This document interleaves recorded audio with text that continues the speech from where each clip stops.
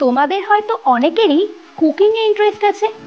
পড়াশোনার মাঝে সময় পেলে হয়তো নতুন ডিশ বানানোর ট্রাই করো, কিংবা পড়ার ফাঁকে নিজের জন্য চা বা কফি বানাও।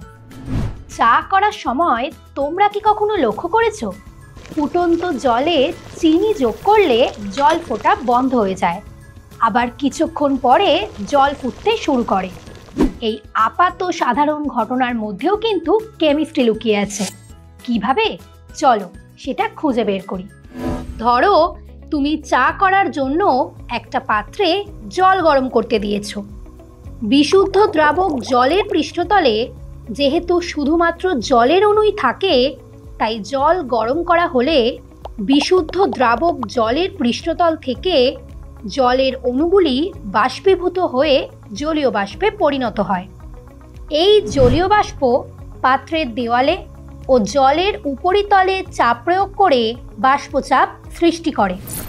একটা পার্টিকুলার টেম্পারেচারে জলের উপরে থাকা বাষ্পের চাপ বহিস্থ চাপের সমান হয়ে যায় ও জল ফুটতে শুরু করে।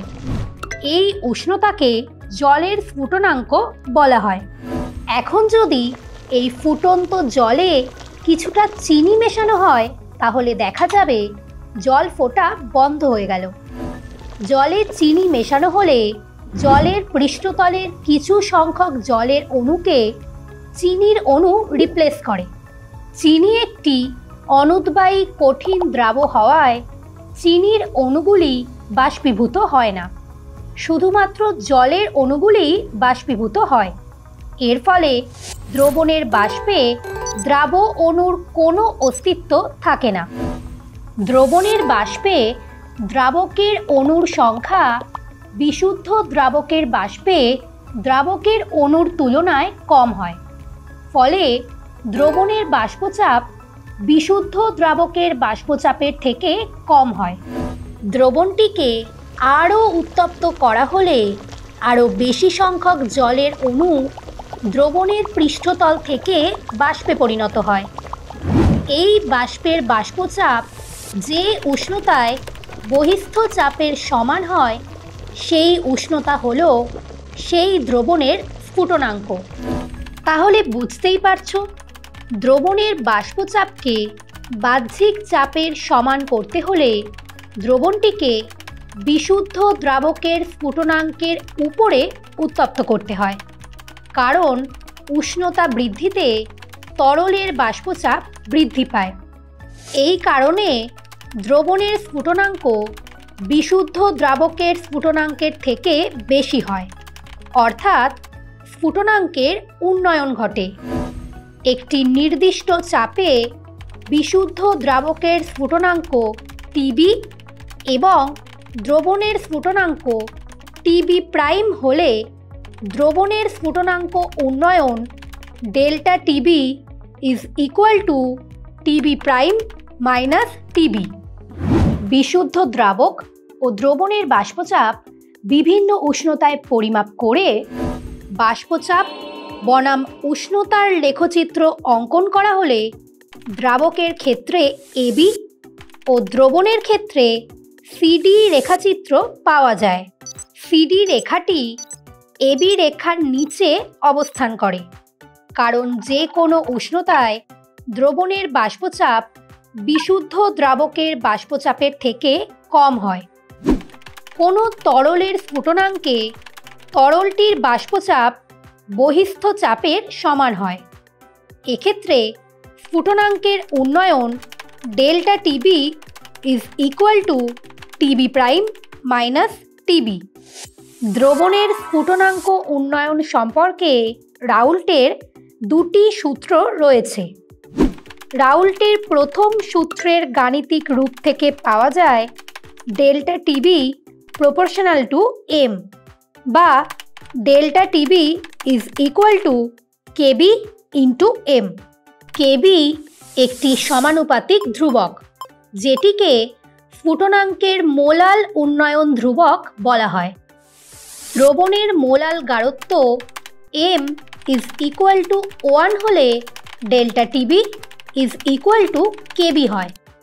কেবির সংজ্ঞা ও একক তোমাদের জেনে রাখা দরকার। কেবির মান দ্রাবকের প্রকৃতির উপর নির্ভর করে, কিন্তু দ্রাবের প্রকৃতির উপর নির্ভর করে না। কয়েকটি পরিচিত দ্রাবকের কেবির মান তোমরা দেখে নাও। এবার রাউল্টের দ্বিতীয় সূত্রটা একটা এক্সপেরিমেন্টের সাহায্যে বুঝে নেওয়া যাক।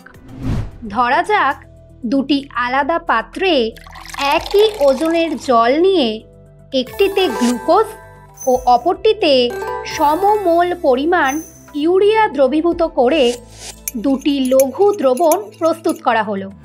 দেখা গেল দুটি দ্রবণেরই স্ফুটনাঙ্ক সমান ও সেগুলির মান 100 ডিগ্রি সেন্টিগ্রেড অপেক্ষা বেশি।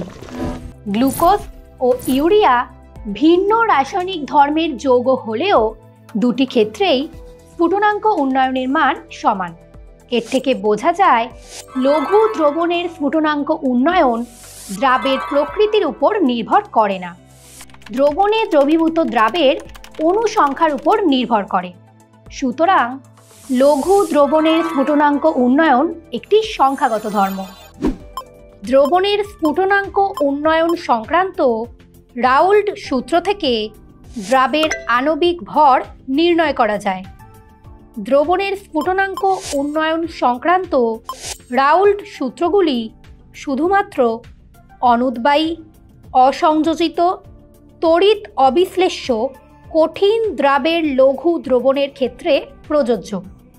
এবার চলো রাউল্ট সূত্র অ্যাপ্লাই করে এই নিউমেরিক্যাল প্রবলেমটা সলভ করে দেখি। ন্যাপথালিনের মোলার ভর 128 গ্রাম মোল ইনভার্স হলে 0.5216 গ্রাম ন্যাপথালিনের মোল সংখ্যা হবে 4.075 into 10 to the power -3। 50 gram CCl4-এ 4.075 into 10 to the power -3 mole naphthalene দ্রবীভূত করলে দ্রবণের মোলালিটি হয় 0.0815 mole KG inverse. Delta TB is equal to KB into M. এই সমীকরণে ডেল্টা টিবি ও এম এর মান বসিয়ে কেবির মান পাওয়া যায় 4.932 কেলভিন কেজি মোল ইনভার্স।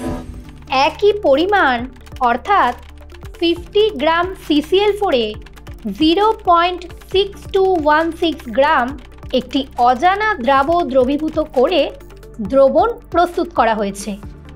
অজানা দ্রাবের আণবিক ভর এম ধরা হলে 0.6216 গ্রাম অজানা দ্রাবের মোল সংখ্যা হবে 0.6216 বাই এম।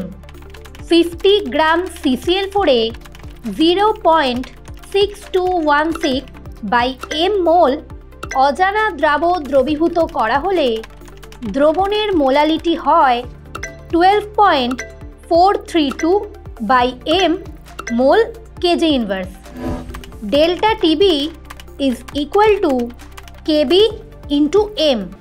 সমীকরণে ডেল্টা টিবি, কেবি ও এম এর মান বসিয়ে অজানা দ্রাবের আণবিক ভর পাওয়া যায় 94.76।